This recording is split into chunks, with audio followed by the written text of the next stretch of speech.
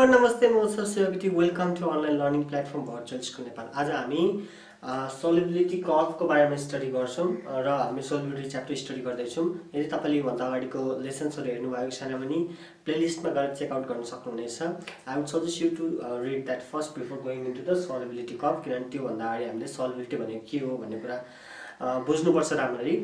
So गएर एकचोटि check out गर्नु होला। र इफ तपाईले बोर्डको कुराहरु क्लियरली देख्नु भएको छैन भने तलपट्टि गोल ड्राइभको लिंक छ, त्यहाँबाट तपाईले इमेज डाउनलोड गरेर साइड बाइ साइड हेर्न पनि सक्नुहुनेछ। So let's begin today's class. So solubility curve भन्दाखेरि के बुझिन्छ त? साइन्समा म पहिलेदेखि भन्छु म्याक्सिमम वर्डहरुले नि त्यसको डेफिनेसन टर्म गर्छ के सोल्युबिलिटी कर्व भन्छ। कुनै पनि सब्स्टान्सको सोल्युबिलिटीको एउटा कर्व बनाउनु न हो सोल्युबिलिटी कर्व भनेको है। तर सोल्युबिलिटी कर्व के को आधारमा बनाइन्छ? सोल्युबिलिटी अफ अ सब्स्टान्स के को आधारमा हामीले थाहा पाउँछौं? त्यसको स्पेसिफिक टेम्परेचरको आधारमा। That means solubility of a substance at specific टेम्परेचरहरुले हामीले प्लट गर्दै गर्दै गर्दै गयौं भने के हुने रहेछ त? एउटा कर्व बन्ने रहेछ। त्यो कर्वलाई हामी के भन्छौं? Solubility curve. अब सिम्पली हेर्दाखेरि the curve that is obtained by plotting the solubility of the substance against their respective temperature। जे टेम्परेचर हुन्छ त्यही टेम्परेचर कुनै पनि सब्स्टान्सको सोल्युबिलिटी एट अ गिवन टेम्परेचरलाई चाहिँ एउटा बेसमा टेम्परेचर बनाउने, अर्को बेसमा चाहिँ सोल्युबिलिटी अथवा weight of solvent that dissolves in 100 gram of weight of solute that dissolves in 100 gram of solvent. त्यसरी बनाउँदै बनाउँदै गयो भने चाहिँ हामीले के अब्टेन गर्ने रहेछ त? Solubility curve. सो यहाँ हेर्नुस् त, मैले एउटा रफ बनाएको छु, नट एक्ज्याक्ट, यो एउटा जस्ट इलस्ट्रेसनको लागि हो। यतापट्टि वाइ एक्सिसमा weight of solute in 100 gram of solvent Y एक्सिसमा, र एक्स एक्सिसमा चाहिँ डिफरेन्ट टेम्परेचर राखिएको छ। त्यसपछि फर इक्जाम्पल NaCl को चाहिँ 10 डिग्री सेल्सियसमा यति वेट चाहिन्छ भने यहाँनिर प्लट बनाउने, यहाँ प्लट बनाउने, यसरी 20 मा या 30 मा हो यस्तो गर्दै एउटा डट लाइन गरेर एउटा प्लट बनाउन सक्नुहुनेछ। त्यो प्लट बनाएपछि तपाईले के अब्टेन गर्नुहुन्छ? Solubility curve of that substance. So this is the solubility curve. एउटा एक्जाम्पल हो सोल्युबिलिटी कर्वको। र यो सोल्युबिलिटी कर्व चाहिँ एकदम इम्पोर्टेन्ट छ, किनभने यसबाट हामीले धेरै खालका इन्फर्मेसनहरु एक्सट्र्याक्ट गर्न सक्छौं र एक्जाममा पनि एकदम धेरै सोधिने क्वेशन हो। What information can you obtain from a solubility curve? What is solubility curve? What information can you obtain from a solubility curve? त्यो एकदमै इम्पोर्टेन्ट हो। So let's look at some information that can be obtain from solubility curve. फर्स्टमा के लेखेको छ? Solubility of a substance at particular temperature can be. त्यो तपाईहरुलाई त्यो ग्राफमा हेरेर कुनै टेम्परेचरमा कुन सब्स्टान्सको सोल्युबिलिटी कति हुन्छ भन्ने कुरा हामी पत्ता लगाउन सक्छौं फर्स्टमा। सेकेन्डमा compare solubility of substance different substance at same temperature.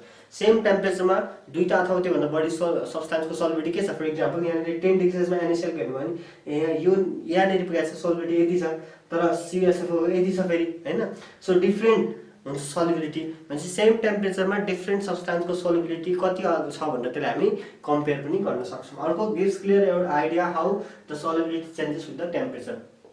That means temperature increase अथवा डिक्रिज हुँदाखेरि कुनै पनि सब्स्टान्सको सोल्युबिलिटी कसरी चेन्ज, जस्तै यहाँनिर CuSFO को बिस्तारै बिस्तारै चेन्ज भएको छ भने NaCl को एकदमै वात्तै चेन्ज भएको छ नि। सो यसरी चाहिँ कुनै सब्स्टान्सको टेम्परेचरसँग सोल्युबिलिटी कुन रेटमा चेन्ज हुन्छ अथवा कसरी चेन्ज हुन्छ भन्ने कुरामा पनि हामी सोल्युबिलिटी कर्वबाट बुझ्न सक्छौं। र अर्को छ gives idea about crystallization point between different substance. Different सब्स्टान्सको क्रिस्टलाइजेसन पोइन्ट कति होला भन्ने कुरा पनि सोल्युबिलिटी कर्वले डिनोट गर्छ।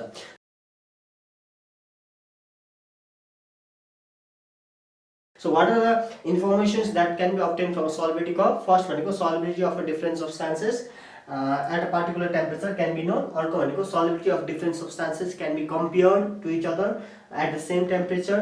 अनि clear idea how the solubility of a substance changes with the temperature। र अर्को भनेको clear idea about the crystallization between different substances। different substance को crystallization कसरी हुन्छ भन्ने कुरा पनि यसले हेल्प गर्न सक्छ।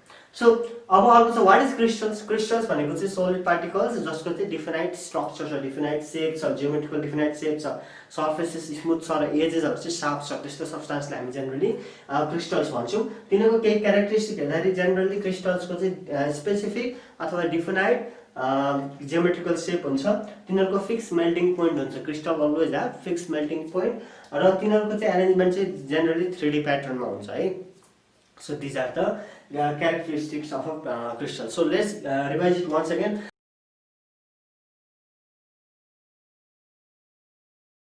What is solubility curve? The curve that is obtained by plotting the solubility of a substance against their temperature is called solubility curve। जसमा चाहिँ हामीले यसरी x एक्सिस मा टेम्परेचर प्लट गर्ने, y एक्सिस मा weight of a solute that dissolves in 100 gram of solvent, त्यो भनेको सल्युबिलिटी नै हो।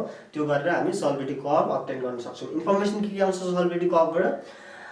सल्युबिलिटी of a substance at particular temperature हामीलाई थाहा हुन्छ। अर्को भनेको सल्युबिलिटी अफ डिफ्रेन्ट सब्स्टान्स हामी ग्राफबाट कम्पेयर गर्न सक्छौँ र सल्युबिलिटी कसरी चेन्ज हुन्छ भनेर हामी ग्राफलाई हेरेर स्टडी गर्न सक्छौँ।